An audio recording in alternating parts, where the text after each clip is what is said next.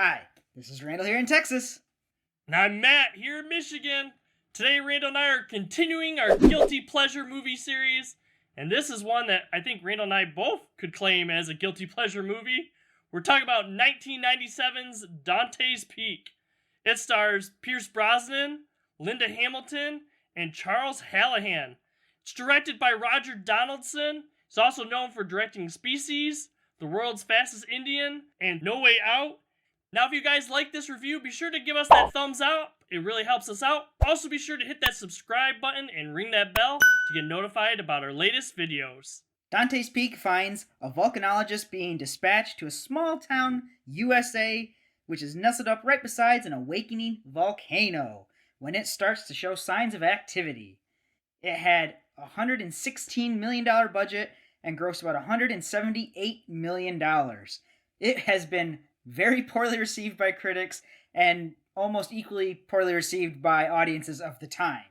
Matt, I agree with you. This is definitely one of my great 90s guilty pleasure films. I always followed up after watching Volcano. We already did a review of Volcano, so if you haven't seen that one, go check that out first. Oh, but before we get too far into the movie, I have to go on to a different segue, Matt.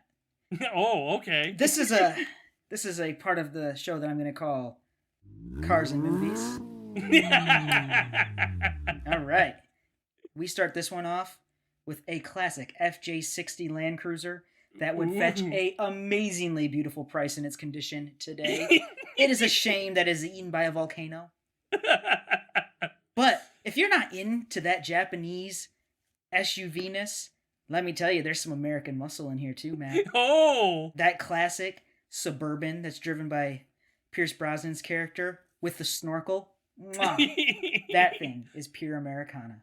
What did you think of Dante's Peak watching around this time? Honestly, Randall, who wouldn't enjoy a movie starring James Bond and Sarah Connor? Seriously! We got two great movie characters in the same movie! Apparently, most of the audience from the 90s. Yeah, apparently. No, this is definitely a guilty pleasure movie of mine, too. Is it a great movie, like watching it now? No, I don't think it is, but I still enjoy it, even with, some of its flaws and stuff, too. This is actually probably one of my go-to disaster flicks. And like you were mentioning, like you always watch this one after you watch Volcano. I'm like the reverse. I watch this one and then I watch Volcano. But yeah, this is still a movie that I enjoy to watch today. Yeah, you know what? The fun thing about this one and Volcano, like I always kind of watch them back to back. I'm in that kind of 90s disaster movie, and then all of a sudden I'm like, well, I want to watch more. And then I end up watching Lake Placid, and it's not really a disaster movie, but it's just 90s. I'm like, oh, thank gosh. It's almost always those three right in a row for me. And Dante's Peak works for me. The same reason that Volcano works for me is that I mostly enjoy the character interactions. That's not to say that they're great, because a lot of the character interactions in this movie are actually pretty just like, oh my God, seriously? A man who stares at a rock must have a lot on his mind. Or nothing. That's fine. It's a disaster flick, and you're supposed to have fun watching it, and I have fun watching it, okay? Even if this one tries to take itself more serious than Volcano does, it doesn't matter. I still like watching these characters. Yeah, it definitely doesn't. There's some parts that I actually forgot, like the death at the beginning of this movie. Man, that's a little bit more gruesome, I guess. I mean, you don't really see guts or whatever. You do see blood or whatever, but I'm like, man, that's a poor way to go out. Hit by a rock falling from the sky. Like, holy moly, how did I forget that part? But Randall, I have one big question for you. Oh. Ooh. Why is it you never became a volcanologist? You mean like Dr. Spock and Mr. Spock? Well, kind of, but without the ears,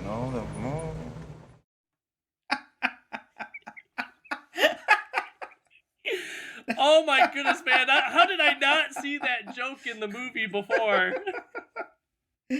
That's fantastic. Yeah, as a kid, I loved Star Trek and Volcano, so it was the logical career path, but obviously I didn't go for that. What about Astrid? What about Astrid? I thought the two of you would have a lot in common. She said she was into rocks. Crystals, Terry. Crystals. Not rocks. Crystals. One thing, too, I was noticing a bit when watching this movie, there's a lot of I don't know what you say, kind of like calls or whatever to like Jaws a little bit too. Like our first victims when they're like skinny dipping, at least I saw a little bit of Jaws and like, come in, the water's great kind of thing. Come on in, it's great. Kind of gave me that Jaws vibe. And then of course we have like the first meeting where Pierce Brosnan's characters basically tell him like, hey, put out alert that, something could happen. And we get the, oh no, we don't want to do that kind of thing. We don't want to startle people. We don't want to, ruin tourism and stuff. I'm like, does this sound like the mayor of Jaws to anyone else? Never compare me to the Jaws mayor. Never! Like I said, not all the characters in this are, like, good characters by any stretch of the imagination, but I like their interactions. Like, Ruth is just the stereotypical old cranky person. I just take the kids, get back in your truck, and go home. This is the first time I watched it since the pandemic, I think, and I was just like, go get vaccinated! And she's just, they're like, no, I'm not leaving. There's nothing wrong. This mountain, like, literally your house is covered in ash. She's gonna go out with that house. That house has been in their family for a while and stuff. Like when she's like grabbing all the pictures and stuff. It's just so ridiculous because, the kids go up there to go save their grandma, and she's like, well, don't look at me like it's my fault. No, this is totally your fault. They're kids. Yeah, they're prone to be making stupid, decisions because they're kids. You, as the responsible adult, were supposed to make the right decision and come down to safety at the appropriate time when the trained professional told you to. Do people realize that like fire like gives off heat, like lava gets off heat? So if you're in a pretty close proximity, like you're gonna know because of the heat. And I was kind of surprised, like in this movie, that they're almost like surprised by like the lava like flowing through the house. Like no one ever noticed the heat, and then you run outside and all of a sudden it's like lava's everywhere kind of thing. But I see that in a lot of different movies, and I guess that's one like comparison I have with like Volcano. I think Volcano does it sometimes and sometimes not. Like we have a time where like Tommy Lee Jones puts his hand over a vent and you see like, oh, there's heat coming out. But other times like lava will be right next to him and no one really seems to be affected by the heat around. So it's not just Dante's Peak where it has this kind of thing going on. But yeah, that's definitely something I noticed in this film. Yeah, well, you know what? It's okay because for the most part it's all played for dramatic purposes, not for realism. So yeah, when this lava like comes through the house and they go outside and it's like, oh my god, everything's burning down around us. And rip Suburban and FJ60. There's too much the heat, emotions, and everything going on, and it's like, all right, let's just get away, So it's played for drama. It's not played for realism.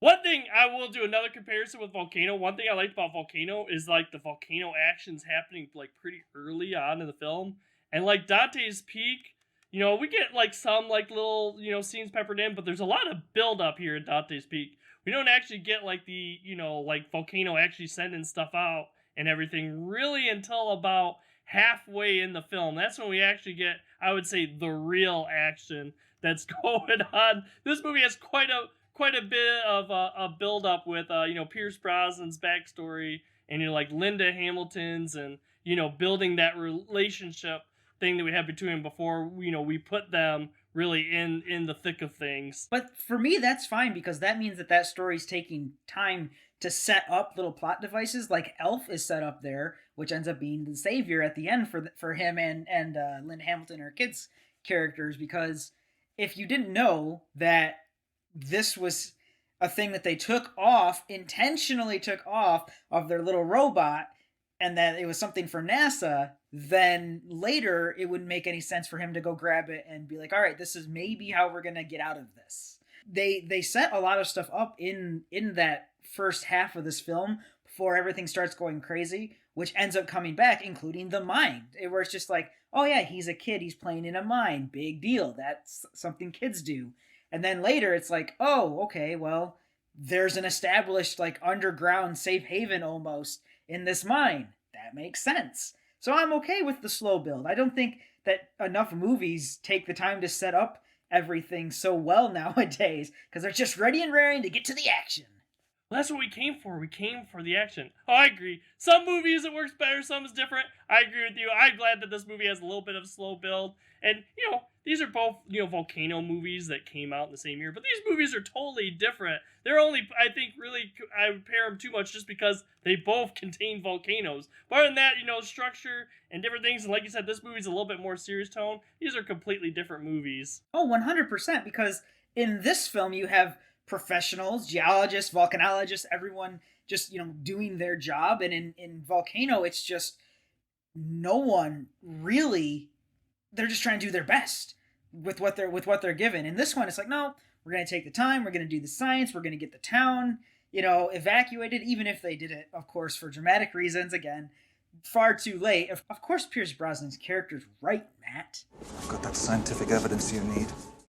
That was one thing a little bit about this movie that's kind of like, differently I didn't really notice. I don't know, I wouldn't say bother me or whatever, but a little bit thing is like how it's like, all right, dude, all the science is pointing to it not necessarily being, like they went through all the thing. It's kind of like, well, do we put a lot of faith on one person's hunch or do we follow through everything the signs, which I think this movie does a good job, going through that. Like, hey, you asked for 2 days, I gave you a week. We did all the due diligence and everything. And Pierce Brosnan's character even says, at the end is like, Dreyfus was right. I guess we don't really have to be here.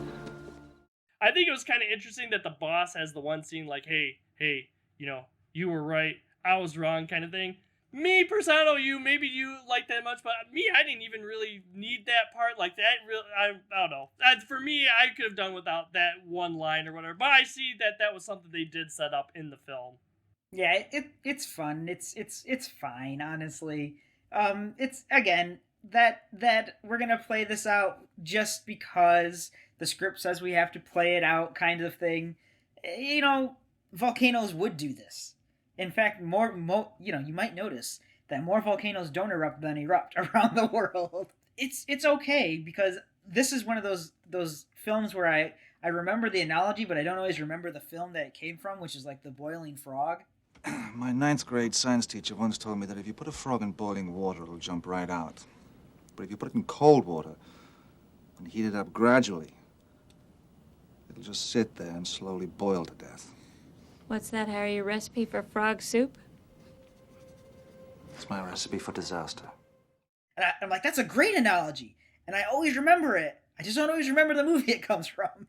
Hey, I'll say one thing about, like, Pierce Brosnan's character and stuff, too. Like, him kind of, like, knowing a bit, like, the volcano erupting. James Bond is good at predicting that, but, man, James Bond needs to work on his driving. He keeps getting a bunch of cars stuck. Hey, you know what? He's a volcanologist. He's not James Bond. Okay? Now, here's the thing that we don't talk about a lot in a lot of our movie reviews, but in this one, I thought the music is great. And I went and looked up, the person who did the music on it. It's John Frizzell. And I'm like, oh, man, I wonder what else he's done because it's not a name that really rings a bell. And sure enough, I can list off some of the movies that he's, given his skills to. And it's like Alien Resurrection, Teaching Mrs. Tingle, Lockdown, Ghost Ship, and the TV series The Following. I'm like, I guess some of those are okay, but the music in Dante's Peak does a great job of setting the environment. Right from the get-go, it really lets you know what's kind of going to happen on, what you should be feeling as the audience. I liked it. It was enough that I had to note it down. Me, I didn't really notice it as much, and I would go on the opposite approach. Sometimes I think that's real good. Like that you don't notice it as much or whatever, that kind of goes with the film. It's one of those things like when you hear the music afterwards, then you connect it to different parts of the movie. Then like opposite where it's kind of like, oh, this music's playing, so I gotta feel a certain type of way. But yes, I agree. I think this music does well with this movie. Definitely goes with the feeling and everything with it. What disaster film would be complete without us talking about, the actual disaster? You alluded to it. The first half of this movie is slow. You don't get a lot of stuff going on. It's not a lot of action. But man, when everything starts going and she starts really clearing her throat, as one of our characters say. Get real, Beavis. She's just clearing her throat. She hasn't even started to sing yet. I love the way that this town gets destroyed at the end. I think it's ludicrous and ridiculous that they're outrunning a pyroclastic cloud that moves at like 350 miles per hour, give or take. Like, yeah, you couldn't do that. You'd be dead. Fine. But man, the destruction, the bigatures, all the models, and just like that whole town destruction scene just works so well for me. That's one thing. I think I actually do like some of the special effects in this film a little bit better than Volcano. But then another thing too is this is more of like out, in like Idaho kind of thing, kind of like mountains and stuff. Where, Volcano took place in like LA, so it's like a little bit different too. And this movie had like quarter of a budget more than Volcano did as well. So they had a little bit more to like put in like the practical effects and everything that they have in this film. But yes, I agree. I liked it. One thing though is a little bit interesting when you're talking about like clearing the throat when they're getting like roof and stuff. Man, they must have had like a strobe light going on like nonstop for like lightning effects or whatever. Because I noticed that a little bit. It's like, man, you don't really hear too much thunder, but man, that strobe light is going off quite a bit. Yeah, that's a fair observation. You don't hear the thunder, but man, when these kinds of volcanoes go, they do produce lots of thunder and lightning. So yeah, I guess I didn't think about that, but good catch. It's one of those things, once you see it, you can't unsee it. Well, thanks for reminding me. Now you've ruined one of my guilty pleasures.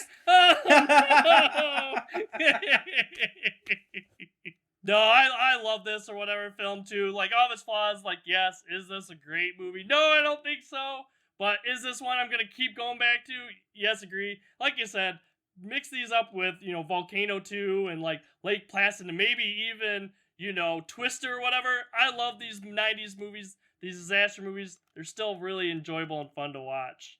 Yep, it was at a time before when we had to destroy the entire world, when things could be confined to, like, little regions of the U.S. Absolutely love a lot of 90s disaster films for that.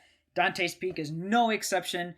This actually rounds out our April Guilty Pleasures films. So we'll still be doing flashback films, but maybe a little bit more relevant to new releases, stuff like that that's coming out. If you want to, make sure to check out our YouTube page. We have other flashback film reviews. We have new movie reviews. We have TV series reviews and some deeper conversations with our call-up episodes. We also have a Facebook page. Be sure to check that out. We put some posts on. A lot of it with our fandoms, mostly Star Wars and Star Trek. We also post a day before our videos come out to let you know what videos coming out next. We release new videos every Monday and Thursday. For now, I'm Matt here in Michigan. Have a good day, everyone. And I'm Randall here in Texas. See everyone next time. Next time on No Market Media.